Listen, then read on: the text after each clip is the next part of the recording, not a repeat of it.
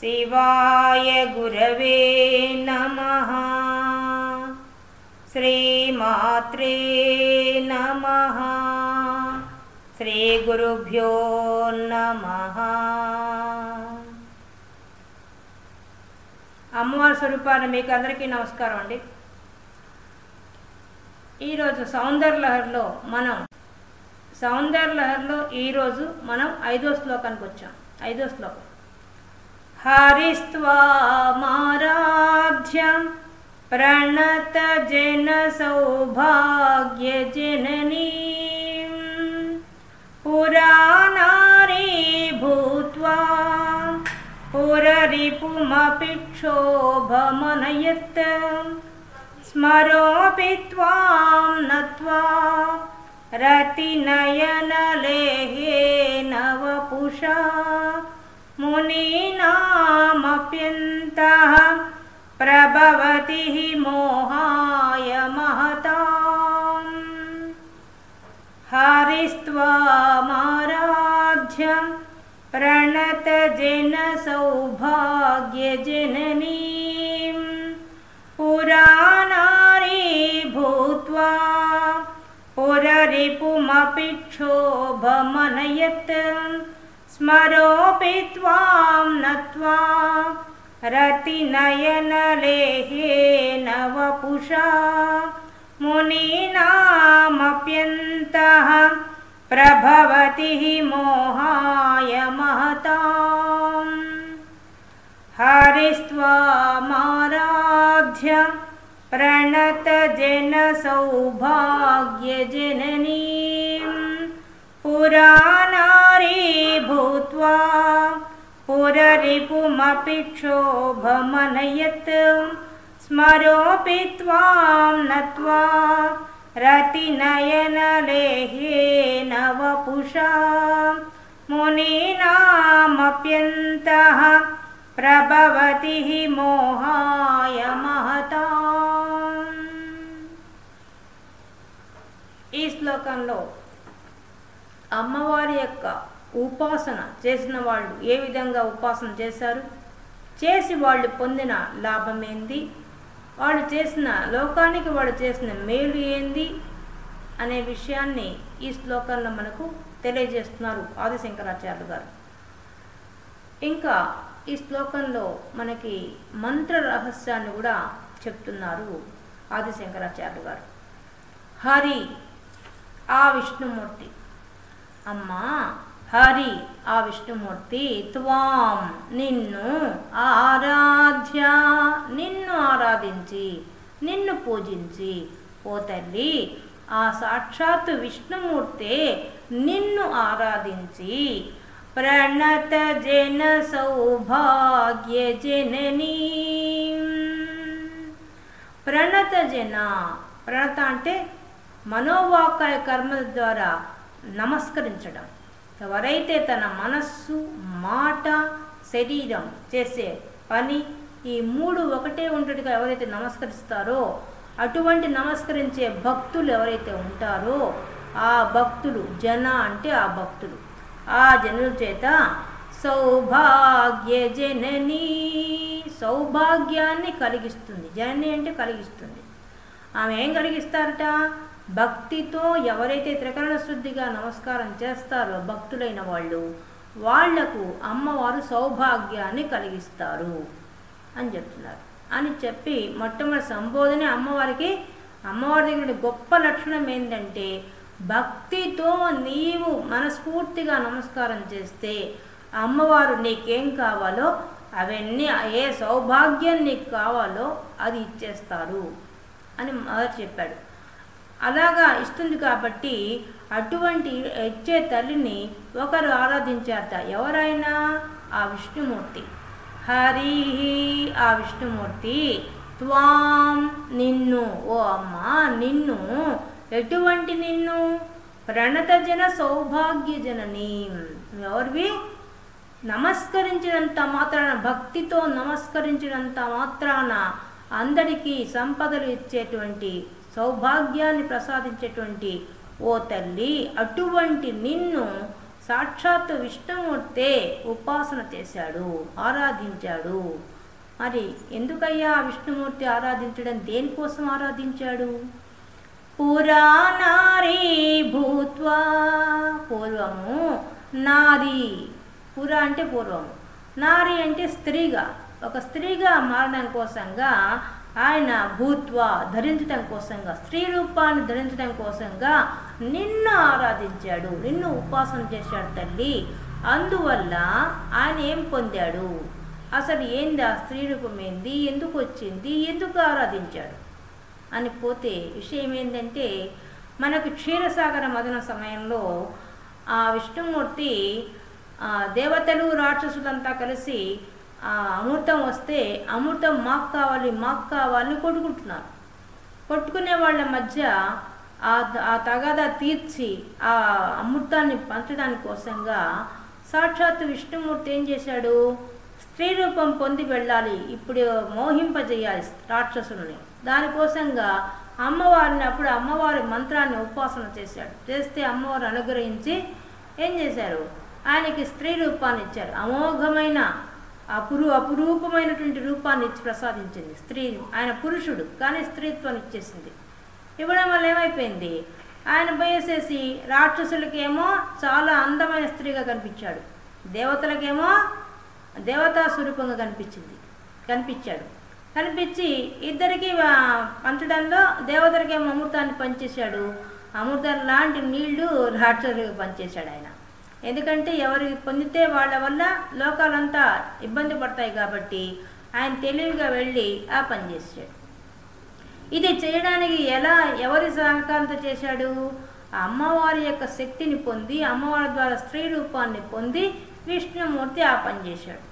అందుకని ఆయన ఆరాధించాడు. ఆ సమయంలో ఆరాధించి ఆ రూపాన్ని పొంది అప్పుడు ఆ ఘనకార్యాన్ని సాధించగలిగాడు విష్ణుమూర్తి. అంతేనా, పురరిపు మపిక్షోభమనయత్,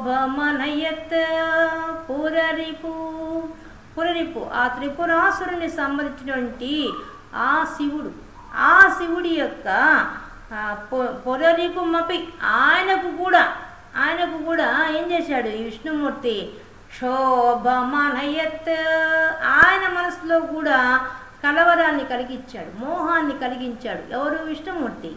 అదెప్పుడు అంటే చూడండి, ఒక్కొక్క దానికి వెనక పురాణ కథతో లింక్ అలా రచించాడు. లోకాన్ని మొత్తాన్ని మనం గమనిస్తుంటే పురాణ కథ అంతా వచ్చేస్తుంది. ఇప్పుడు విష్ణుమూర్తి జగన్మోహని రూపం ధరించాడు, రాక్షసులకి దేవతలకు అమృతాన్ని పనిచేశాడు, అయిపోయింది ఆయన కార్యక్రమం, వెళ్ళిపోయాడు. కానీ నారదుడు ఏం చేశాడంటే, ఈ క్షీరసాగర మదనం అంతా అయిపోయిన తర్వాత దాంట్లోంచి లక్ష్మీదేవి అందరు రావడం, లాస్ట్లో కదా అమృతం వచ్చింది. అది అయిపోయిన తర్వాత నారదుడు వెళ్ళి శివుడి దగ్గరికి వెళ్ళాడు, కైలాసానికి వెళ్ళి అయ్యా అబ్బా మీరు విషం తాగేసి వెళ్ళిపోయావు, నీ పాటి నువ్వు తర్వాత ఏం జరిగిందనుకున్నావు, అబ్బో ఎంత ఘనకార్యాలు జరిగాయి అనుకుంటున్నావు, దాంట్లో మంచి గుర్రం వచ్చింది, ఏనుగు వచ్చింది, మళ్ళీ ఆ లక్ష్మీదేవి వచ్చింది, చింతామణి వచ్చింది, కల్పవృక్షం వచ్చింది, అన్నీ వచ్చాయి. అన్నిటికన్నా అద్భుతమైన విషయం ఏంటంటే ఎక్కడా లేని సౌందర్య రాసేటువంటి ఒక స్త్రీ ప్రవేశించింది. ఆ స్త్రీ రూపాన్ని పొందింది విష్ణుమూర్తి. ఆయన వచ్చి అబ్బా అబ్బా ఏం అందమయ్యా అయింది, ఆ అందంతో రాక్షసుని పడగొట్టేశాడు అని చెప్తాడు. అనగానే శివుడు, అవునా నేను చూడలేకపోయాను ఈ విషయాన్ని, నేను చూస్తే బాగుండేదే, అయితే నేను కూడా చూస్తానని చెప్పేసి ఆయన వెంటనే వైకుంఠానికి పోయేసి విష్ణుమూర్తిని అడిగాడు, ఏంది నువ్వు ఒకప్పుడు క్షీరసాగర మధునప్పుడు ఏదో స్త్రీ వేషం వేసావట, చాలా అద్భుతంగా ఉన్నావంట, నాకు ఒకసారి చూపించి నేను కూడా చూస్తానన్నాడు. మనగానే నవ్వుతూ విష్ణుమూర్తి ఆ మాట ఈ మాట మాట్లాడేశాడు. కొంతసేపు అయితే ఉన్నట్టే మాయమైపోయాడు. ఇదేంది మాట్లాడుతూ మాయమైపోయాడని చెప్పేసి ఈ శివుడు బయటకు వచ్చాడు. వచ్చేసరికి ఆ ఉద్యానవనంలో చాలా మధురమైన గానం వినపడుతోంది. చూసేసరికి అక్కడ అందమైన స్త్రీ ఉంది. ఒక్కసారి శివుడు ఎవరిని చూస్తున్నాను, ఇది అపురూప సౌందర్య రాశి, ఎవరు ఈమె అని ఆమెను చూసి ఆయన మనసులో ఆయన ఇంద్రియ నిగ్రహం కలవాడు, మన్మధుడినే కాల్చినవాడు. అటువంటి ఆయన ఒక్కసారిగా ఆయన మనసు మోహంలో పడిపోయేసి ఆ స్త్రీ వెంట పడతాడు. ఆ అప్పుడు ఆ స్త్రీ ఎవరో కాదు, విష్ణుమూర్తి శివమోహిని అవతారం ఎత్తాడు ఆయన. అంటే శివుణ్ణి మోహింపజేయడం కోసంగా ఆ రూపాన్ని పొందాడు. ఆయన వెంటబడతాడు, వెంటబడంగానే పరిగిస్తాడు, ఆయన కూడా ఈయన వెంట పరిగిస్తాడు. నేరుగా ఇద్దరు భూలోకానికి వచ్చేస్తారు. భూలోకానికి రాగానే దారుకావనం జరిగిపోతాడు. దారుకావనానికి పోయిన తర్వాత ఇంకా పరిగిస్తాడు విష్ణుమూర్తి చిక్కకుండా ఆ స్త్రీ రూపంతో. ఆయన ఆగు ఆగు సుందరి ఆగు అంటే ఈయన వరిగిస్తాడు. ఇదంతా చాలా పెద్ద కథ, మనకి శివపురాణంలో చాలా బాగుంటుంది. ఇది మళ్ళీ మనకి ఈ కథ రిపీట్ అయినప్పుడు చెప్పుకుందాం మిగతా అంశం. అది శివానందలో ఈ కథ మళ్ళీ రిపీట్ అవుతుంది, అక్కడ ఇంకా విపులంగా చెప్పుకుందాం. ఇక్కడ దాకా మనకు కావాల్సింది విష్ణుమూర్తి శివుణ్ణి మనసులో కలవర పెట్టాడు, మోహాన్ని కలిగించాడు అనే పాయింట్ ఒకటి మనకు కావాలి. కాబట్టి ఈ విధంగా శివమోహిని అక్కడేమో జగన్మోహినిగా రాక్షసులకు లొంగ తీసుకున్నాడు, శివమోహినిగా ఇక్కడ తయారయ్యి. అంటే శివమోహిని కావాలంటే ఎలా కావాలి? సాక్షాత్తు అమ్మవారి అనుగ్రహం లేని కాలేదు. ఎందువల్ల శివుడు అమ్మవారికి తప్పితే ఇంకెవరికి లొంగేవాడు కాదు, ఇంద్రియ నిగ్రహం గలవాడు కదా. అందుకని చెప్పి ఆయన ఆ రూపాన్ని ధరించాడు, అమ్మవారిని ఉపాసన చేసి ధరించాడు శివమోహినిగా కూడా. అందువల్లే శివుడు వెంటబడ్డాడు. వెంటబడ్డం వల్ల ఏమైపోయింది, అటువంటి ఆయనకి ఆ పురమ్మపి పురరిపు అంటే త్రిపురాసురుడు అనే రాక్షసులకి రిపు అంటే శత్రువు ఎవరు? ఆ శివుడు. ఆ శివుడు ఆ ముగ్గురు రాక్షసుని సంహరించేటువంటి ఆ శివుడే అటువంటి ఆయనే, అటువంటి ఇంద్రియ నిగ్రహం కలిగినటువంటి ఆయనకే ఈ విష్ణుమూర్తి స్త్రీ రూపం ధరించి వచ్చి ఆయన మనసులో కూడా మోహాన్ని కలిగించేశాడు. అమ్మ ఇదంతా దేనివల్ల జరిగింది? నీ మహిమ వల్లే జరిగింది, నీ శక్తి వల్లే. నువ్వే శక్తి విష్ణుమూర్తికి ఇవ్వడం వల్ల ఇది రెండు పనులు సాధించాడు. ఒక పని ఏంది, క్షీరసాగర మదన సమయంలో అమృతం వస్తే అమృతాన్ని పంచడానికి కోసంగా జగన్మోహిని రూపం ధరించాడు.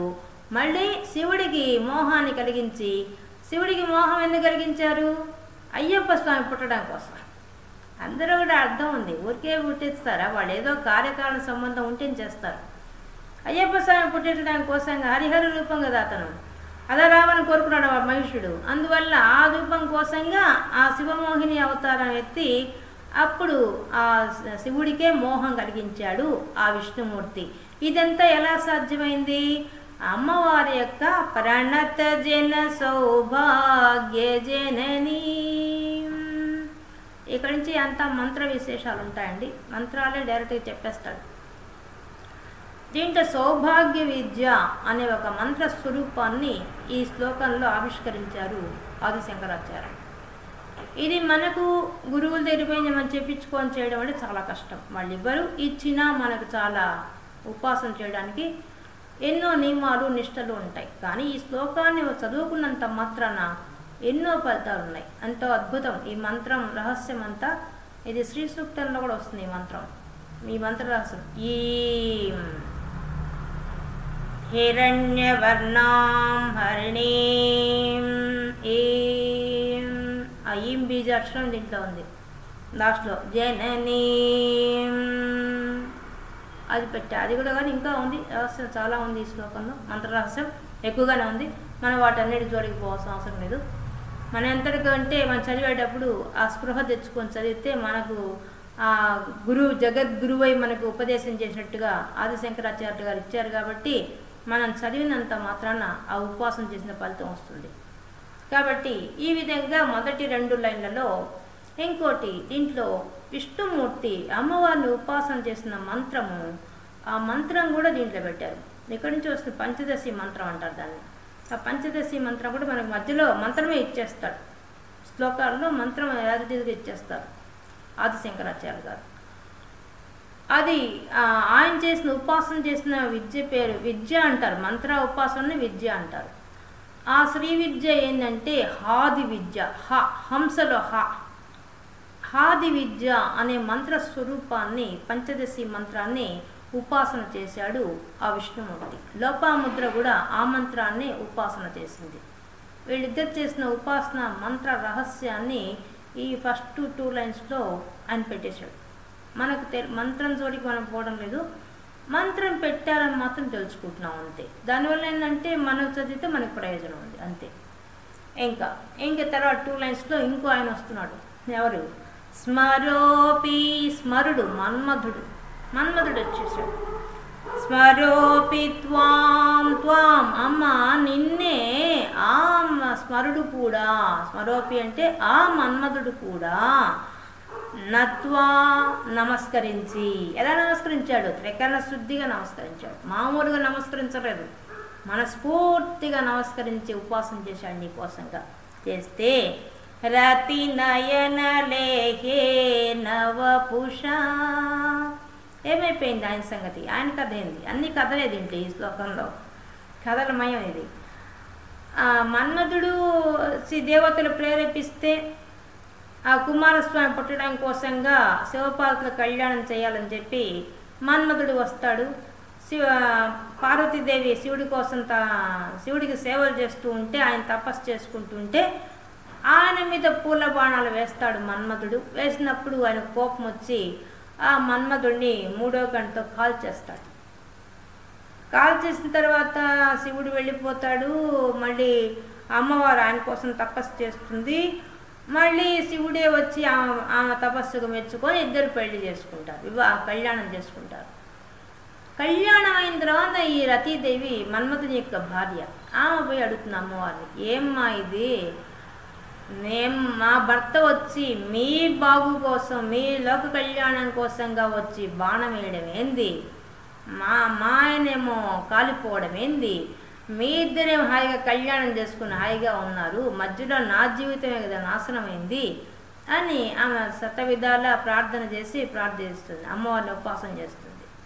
అప్పుడు అమ్మవారికి కనికరం కలుగుతుంది. అయ్యో నిజమే కదా, మా వివాహం కోసంగా అంత కష్టపడ్డ మన్మధుడు కాలిపోయాడని చెప్పి అమ్మవారు ఏం చేస్తారు, ఆమె అంత ఇదిగా ప్రార్థన చేసింది కాబట్టి ఆమె కంటికి, అందుకని రతి నయన, ఆ రతీదేవి యొక్క నయన కంటికి, ఆ కంటికి మాత్రమే లేహేన వపుష, లేహేన ఆనందం కలిగించే రకంగా వపుష రూపం ధరించాడు. ఆమె కంటికి మాత్రమే కనిపించే రకంగా రూపము ఏర్పాటు చేసింది ఆ మన్మధుడిని. ఎందుకు? మామూలుగా రూపం శరీరం ఇచ్చేయచ్చు, కానీ శివుడు కాల్ చేశాడు, తన భర్తకు విలువ ఇవ్వాలని చెప్పి ఆమె ఏం చేస్తుంది, భర్తకు చెడు పేరు రాకుండా ఆయన శాపం అట్టే ఉంటట్టుగా, ఇటు భక్తురాలి కోరిక తీర్చినట్టుగా, ఆమె కంటికి మాత్రమే కనిపించేటట్టుగా, ఆమె నిత్య సుమంగళిగా ఉండేటట్టుగా ఏర్పాటు చేసేసింది అమ్మవారు. కాబట్టి అప్పుడు మన్మధుడు కూడా ఉపాసన చేసాడు అమ్మవారి కోసం. తర్వాత అమ్మవారి కోసం ఆయన మామూలుగానే మన్మధుడు అమ్మవారి ఉపాసన పరులో నెంబర్ 1 ఆయన. అటువంటి ఆయన ఆ ముందు నుంచే ఉపాసకుడు, దానికి తోడు అమ్మవారి ఉపాసనతో పాటు ఆయన ఇదైనప్పుడు కూడా తన భక్తుడే కదా అట్లయినాడని చెప్పి, అదిగా రతీదేవి కూడా ఉపాసన చేసింది కాబట్టి వాడిద్దరిని అనుగ్రహిస్తూ ఆమె కంటికి మాత్రమే కనిపించే రకంగా ఏర్పాటు చేసింది ఆ మన్మధుడి యొక్క రూపాన్ని అమ్మవారు. ఇది 3rd లైన్లో కథ చెప్తున్నారు. స్మరోపి త్వాం, స్మరోపి ఆ మన్మధుడు కూడా, త్వాం నిన్ను, నత్వా నమస్కరించి, రతి నయన ఆ రతీదేవి యొక్క నయన కళ్ళకి, లేహే నవపుష ఆనందం కలిగించేటువంటి రూపాన్ని పొందాడు ఆ మన్మధుడు. మరి ఆ మన్మధుడు ఏం చేస్తున్నాడమ్మా? మునీనామప్యంత, ఆయన చేస్తున్నాడు. మునీనామపి, ముక్కు మూసుకొని తపస్సు చేసుకునే మునులకు కూడా అంతః లోపల, వాళ్ళ యొక్క హృదయం లోపల కూడా ప్రభవతి మోహాయ మహతాం వాడెంతో గొప్పవాళ్ళు ఆ ఋషులంతా కూడా. అటువంటి ముగ్గు మూసుకొని మానం చేసుకొని మంత్రం చేసి జపం చేసుకున్నటువంటి ఆ మునుల యొక్క మహతాం గొప్పవాడైనటువంటి ఆ మునుల యొక్క మనసుల్లో చేరి మోహాయ మోహం పెట్టేశాడు, వాళ్ళకు కూడా కోరికలు కలిగించేసాడు ఈ మన్మధుడు. కలిగించేసి ప్రభవతి బాగా సమర్థవంతంగా చేస్తున్నాడు ఆ పని. ఇప్పటికీ చేస్తున్నాడు, ఎప్పటికీ చేస్తుంటాడు మన్మధుడు. ఎందువల్ల? ఆయనకి ఇచ్చిన పోస్టే అది. ఏం పోస్ట్ ఇచ్చారు? భూమి మీద అందరికి ఎక్కడున్న వాళ్ళకు కూడా వాళ్ళకు కామవాంఛ కలిగించే కామ భావన కలిగించే రకంగా ఏర్పాటు చేయబడ్డవాడు మన్మధుడు. అమ్మవారికి అసిస్టెంట్, మాయా ప్రపంచాన్ని సృష్టించడంలో తోడ్పడేవాడు మన్మధుడు. ఆ మన్మధుడు ఉండబట్టే ఇన్ని కోరికలు, ఎన్ని విషయాలు. ఒక పెళ్లి కొడుకు పెళ్లి చేసుకో అంటే పెళ్లి కొడుకులో దూరేది ఆ మన్మధుడే. దూరకపోతే పెళ్లి చేసుకోలేడు. ఆ పెళ్లి కళ వచ్చేది పెళ్లి కూతురికి పెళ్లి కొడుకు మన్మధుడి వల్ల, రతీదేవి వల్లే, ఇద్దరి వల్లే వస్తుంది. కాబట్టి ఈ లోకమంతా ఈ భావన కలిగించి ఆయన ఏం చేస్తున్నాడు, మామూలు వాళ్లకు మోహం కలిగిస్తే పర్వాలేదు, పెళ్లి చేసుకున్న జంటకు కలిగిస్తే పర్వాలేదు, కానీ అట్ట చేయడం లేదు. ఆయన ఏం చేస్తున్నట్ట, మునీనామపి, అయ్యో గొప్ప మునులమ్మ, మహతాం, గొప్ప గొప్ప మునుల యొక్క వాళ్ళ యొక్క వాళ్ళ మనసుల లోపల కూడా కలవరపెట్టేస్తున్నాడు. ఏంది, మోహాయ, మోహం కలిగిస్తున్నాడు. ప్రభవతి, అది కూడా ఎట్లా, అమ్మ నిన్ను ఉపాసన చేసి ఈ మన్మధుడు చేసే ఘనకార్యం ఏంటంటే ఋషుల యొక్క మనసుల్లో కూడా కోరిక కలిగిస్తున్నాడమ్మా. ఇది ఏం చేసే పని ఈ మన్మధుడు. ఇదేందమ్మా, బాగుందా, నువ్వు అనుకరించేసావు, ఇచ్చేసావు ఆయనకి శక్తి. ఆనేం చేస్తున్నాడు, కూర్చొని మూకం మూసుకొని తపస్సు చేసుకుని ఋషుల యొక్క మనసుల్లో కూడా మోహాన్ని కలిగిస్తున్నాడమ్మా, కోరికలు కలిగిస్తున్నాడమ్మా ఈ మన్మధుడు. ఏందమ్మా ఇది అని అంటున్నాడు. ఇద్దరు ఉపాసన చేశారు. ఇద్దరు ఉపాసన చేసింది, ఈ మన్మధుడు ఉపాసన చేసిన విద్య పేరు కాది విద్య. విష్ణుమూర్తి వచ్చి హాది విద్య, హా అనే అక్షరం. మన్మధుడు వచ్చి కాది విద్య. మనకు వస్తుంది లలితా శాస్త్రం, ఈ కాది విద్య అంతా వస్తుంది. కాది విద్య వస్తుంది, హాది విద్య, లోపాముద్ర అందరూ వస్తారు. లోపాముద్రార్చిత అన్నీ వస్తాయి దాంట్లో. లలితా శాస్త్రం మొత్తం చెప్పేశారు. కాబట్టి ఆ పంచదశి మంత్రం అంతా ఉంది. వాళ్ళు ఉపాసన చేసిన వాళ్ళ పేర్లు వస్తాయి, అవన్నీ వస్తాయి మనకు. కళాలాప, అవన్నీ మనకు కావ్యాలాప, అది కాదే, కళాలాప అక్కడ వస్తుంది. కళా విద్య, ఆ విద్య స్వరూపం ఈయన కామేశ్వరుడు వస్తుంది దీంట్లో లలితా సహస్రనామంలో. ఆ విధంగా ఈయన ఈ కామేశ్వరుడు కాముడు, ఈయన కాముడు అంటారు. ఈయన్ని ఎవరిని, మన్మధుడిని, కోరికలు కలిగించేవాడు, అందువల్ల కాముడు అంటారు. ఈ కాముడు ఏం చేస్తున్నాడు, వాళ్ళందరికీ మనసుల్లో గొప్ప గొప్ప వాళ్ళ మనసుల్లో కూడా కోరిక కలిగిస్తున్నాడమ్మా. అటువంటి వాడి మన్మధుడు అని అమ్మవారిని ఒక విధంగా పొగుడుతున్నాడు, ఇంకో పకంగా అయ్యో ఋషుడితో పాడైపోతున్నారమ్మా అన్నట్టుగా అంటున్నాడు. రెండు భావాలు చెప్తున్నాడు, కానీ మొదటి భావమే హైలైట్. ఇందువల్ల పరిశోధన చేస్తే మనకు తెలిసిపోతున్న విషయం. ఇప్పుడు మొదటి చెప్తున్నది చూద్దాం. హరిస్త్వాం ఆరాధ్య, అమ్మా త్వాం నిన్ను, హరి ఆ విష్ణువు, ఆరాధ్య సేవించి పూజించి. ఎలా పూజించాడు, ప్రణత జన సౌభాగ్య జననీ. నువ్వెవరు, ప్రణత త్రికరణ శుద్ధిగా ఎవరైతే నమస్కరించే భక్తులు ఉంటారో జన, ఆ భక్తులైన జనులు, అటువంటి వాళ్ళకి సౌభాగ్య జననీ, వాళ్ళ కోరిన కోరికలు తీర్చేటువంటి తల్లివి నువ్వు. అటువంటి తల్లివి నువ్వు. నీవు ఆ విష్ణుమూర్తి నీ యొక్క మంత్ర ఉపాసన చేస్తే అతనికి ఎటువంటి వరం ప్రసాదించావు, పురా నారీ భూత్వా, పురా పూర్వము, నారీ స్త్రీ రూపాన్ని ఇచ్చావు, భూత్వా ధరించాడు. నిన్ను ఉపాసన చేసి ఆ విష్ణుమూర్తి ఆ యొక్క స్త్రీ స్వరూపాన్ని పొందాడు, జగన్మోహన్ రూపాన్ని పొందాడు. జగన్మోహన్ రూపం పొందాడు, రాక్షసులకి దేవతలకు తగాదా తీర్చాడు, అమృతాన్ని పంచాడు. అంతటితో ఊరుకోకుండా ఏం చేశాడు ఆయన, శివమోహిని అయి పురరిపు మపిక్షోభమనయత్. పురరిపు ఆ త్రిపురాసురుని సంబంధించినటువంటి త్రిపురాసురుడికి, ముగ్గురు రాక్షసులు వాళ్ళు త్రిపురాసురులు, వాళ్లకు రిపు అంటే శత్రువు. ఆ శత్రువైన ఆ శివుడికి కూడా శోభమనయత్, క్షోభం, ఆ మనసులో కలవరపాటుగా కలిగిస్తున్నాడు, పొందిస్తున్నాడు, మోహాన్ని కలిగిస్తున్నాడు. ఆ విష్ణుమూర్తి కలిగించాడు కూడా. కలిగించి ఏం చేశాడు, అయ్యప్ప స్వామి జన్మానికి కారణం అయ్యాడు. ఈ విధంగా రెండు పనులు సాధించాడు ఆ విష్ణుమూర్తి. దేనివల్ల, నీ అనుగ్రహంతో. అది అసలు విషయం. నిన్ను ఉపాసన చేసి నీ అనుగ్రహంతో ఈ రెండు పనులు సాధించేశాడు ఆయన. అది ఆయన చేసింది. స్మరోపి త్వాం నత్వా, ఆ మన్మధుడు కూడా కాది విద్య అనే ఒక మంత్రస్వరూపంతో నిన్ను ఆరాధించాడు. నత్వా నమస్కరించాడు, త్రికరణ శుద్ధిగా నమస్కరించాడు. ఆయన కూడా నమస్కరిస్తే రతి నయన లేహే నవపుష, మనకి లలితా శాసనం వస్తాయి. ఆయన కామాక్షి అమ్మవారిని, కంచి కామాక్షి దగ్గర కూర్చుని మన్మధుడు ఉపాసన చేసింది, దాంట్లో అంతా వస్తుంది. ఆ మన్మధుడు చేసినప్పుడు, ఆ కాది విద్యను చేసినప్పుడు, ఆయన ఎప్పుడైతే శరీరాన్ని కోల్పోతాడో అప్పుడు ఆ రతి నయన, రతీదేవి యొక్క నయనాన్ని కళ్ళకి లేహ్యేన ఆనందం కలిగించే రకంగా వపుష అంటే శరీరాన్ని రూపాన్ని పొందాడు ఆయన. ఆ పొందే రకంగా ఎవరు చేశారు? నీ మంత్ర ప్రభావం, నీ ఉపాసన చేయడం వల్లే, నీ అనుగ్రహంతో తల్లి జరిగింది ఆ విషయం. చేస్తే ఈయన మన్మధుడు ఏం చేస్తున్నట, మునీనాం అప్యంత, ముక్కు మూసుకొని తపస్సు చేసుకొని మా మంత్రాన్ని మననం చేసేటువంటి మౌనంగా ఉండేటువంటి ఆ మునులకు మహతాం, వాడు ఎటువంటి వాళ్ళు, చాలా గొప్పవాళ్ళు, పాపం ఇంద్రియ నిగ్రహం కలవాళ్ళు, అటువంటి వాళ్ళకు కూడా అంతః లోపల వాళ్ళ మనసులో కూడా ప్రభవతి మోహాయ, వాళ్లకు మోహం కలిగిస్తున్నాడు, కోరికలు కలిగిస్తున్నాడు.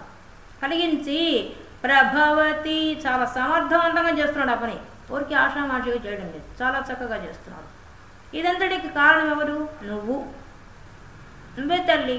ఆ విష్ణుమూర్తిని అనుగ్రహించింది నువ్వే, ఇటు మన్మధుడిని అనుగ్రహించింది నువ్వే. మన్మధుడు ఇప్పటికీ ఈ పని చేస్తూనే ఉన్నాడు, భూమి మీద చూస్తూనే ఉన్నాం మనం. మనందరిలో ఒక కామం కుట్టించేవాడు మన్మధుడే, ఆ రతీదేవి, ఇద్దరే, వాళ్ళిద్దరే చేస్తున్నారు ఆ పని.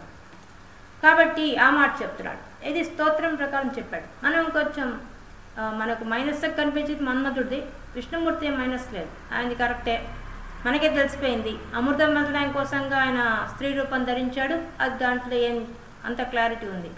సెకండ్ దాంట్లో కూడా ఆ శివుడికి మోహం కలిగిన కారణం ఏంటంటే ఆ అయ్యప్ప స్వామిని పుట్టించడానికి కోసం. దాంట్లో కూడా మనకు మైనస్ కనిపించేది అదేంది, శివుడు ఇంద్రియ నిగ్రహం గలవాడు ఎందుకు కట్ చేశారంటే ఆ శివమోహినిగా వచ్చాడంటే అమ్మవారి స్వరూపమే కనిపించింది ఆయనకి, ఇంకెవరో కనిపించలేదు. విష్ణుమూర్తిలో వేరే రూపం కనిపించారు ఆ శివుడికి, అమ్మవారే కనిపించారు, అందువల్లే వెంటపడ్డాడు. అమ్మవారు తప్పించి అతన్ని ఎవరు మోహింప చేయలేరు కూడా, అందువల్ల అది చెప్పేశారు. అందుకని వెంటనే చెప్పేస్తే అనుమానం వస్తుందని చెప్తున్నాడు వెంటనే. స్మరోపిత్వాం నత్వాన్ని, ఆ స్మరుడు మా మన్మధుడు కాల్చబడింది ఎవరి చేత? ఆ శివుడి చేతే. ఎందుకు కాల్చబడ్డాడు ఆయన? స్మరోపిత్వాం, స్మరుడు ఆ మన్మధుడు, అపి ఆయన కూడా త్వాం నిన్ను నత్వా నమస్కరించి రతి నయన, రతీదేవి యొక్క కంటికి, ఆ కళ్ళకు మాత్రమే లేహ్యే నవపుష, ఆనందం కలిగించే రూపాన్ని పొందాడు ఆ మన్మధుడు. అటువంటి వాడిని రూపము లేనివాడు కేవలము రతీదేవికి మాత్రమే కనిపించే రూపం గలవాడు. అటువంటి ఆయన ఏం చేస్తున్నాడట, కనిపించకుండానే అందరిలో కూర్చొని, అందరి మనసులు అంతా లోపల కూర్చొని మోహాన్ని కలిగిస్తున్నాడు. అది కూడా ముక్కు మూసుకొని తపస్సు చేసే ఋషుల మీద ఆయన ప్రయోగం. అంటే దీనికి లోక కళ్యాణమే కారణం. మన్మధుడు చేసే పని తమాషా కాదు, చాలా గొప్ప విషయం. ఇప్పుడు పరాశర మహర్షికి మోహం కలిగించింది మన్మధుడే, కలిగించబట్టే కదా మనకు వ్యాసుడు లభించాడు, లేకపోతే అర్థం లభిస్తాడు. అంత గొప్ప మునులు పుట్టాలంటే, గొప్పవాళ్ళు పుట్టాలంటే అంత గొప్ప వాళ్ళ తపస్సు సంపన్నుల యొక్క వాళ్ళని అటువంటి వాళ్ళు పుట్టాలి, అందుకని వచ్చారు. వ్యాసుడికి పుట్టింది సుఖ మహర్షి, వ్యాసుడికి కూడా మోహం కలగకపోతే సుఖ మహర్షి మనకి ఎక్కడి నుంచి వస్తాడు? కాబట్టి వాళ్ళలో కూడా మోహం కలిగించిన వాడు మన్మధుడే, కానీ దాని లోక కళ్యాణం కోసమే చేశాడు ఆయన. కాబట్టి మన్మధుడు చేసే దాంట్లో అమ్మవారి అనుగ్రహంతో ఉపాసన చేసేవాడు తప్పెందుకు చేస్తాడు? కరెక్టే చేస్తాడు. కాబట్టి మునులకు కూడా మోహం కలిగించేది ఎందుకు కలిగిస్తాడు? లోక కళ్యాణం కోసమే కలిగిస్తాడు. ఇక్కడ మైనస్ పాయింట్ లేదు, ప్లస్ పాయింటే ఉంది. కాబట్టి ఈయన స్తోత్రం చేస్తున్నాడు. ఇవన్నిటికి కారణం ఎవరు? వెనక ఎవరి హస్తం ఉంది? అమ్మవారి హస్తం ఉంది. అది చెప్తున్నాడు ఈ శ్లోకంలో. అమ్మవారిని స్తోత్రం చేస్తున్నాడు, కథలు చెప్తున్నాడు, ఎవరెవరు ఉపాసన ఎలా చేశారు, ఏ మంత్రం చేశారు, మంత్రాన్ని కూడా శ్లోకంలో పెట్టేశాడు. అది ఆయన గొప్పతనం. కాబట్టి ఇన్ని విషయాలు మనకు ఇంత విపులంగా ఆదిశంకరాచార్యులు గారు ఈ సౌందర్య లహరిలో ఈ 5వ శ్లోకంలో మనకి ఈరోజు ఇన్ని విశేషాంశాలు తెలియజేశారు. మనం 5వ శ్లోకాన్ని పూర్తి చేసుకున్నాం.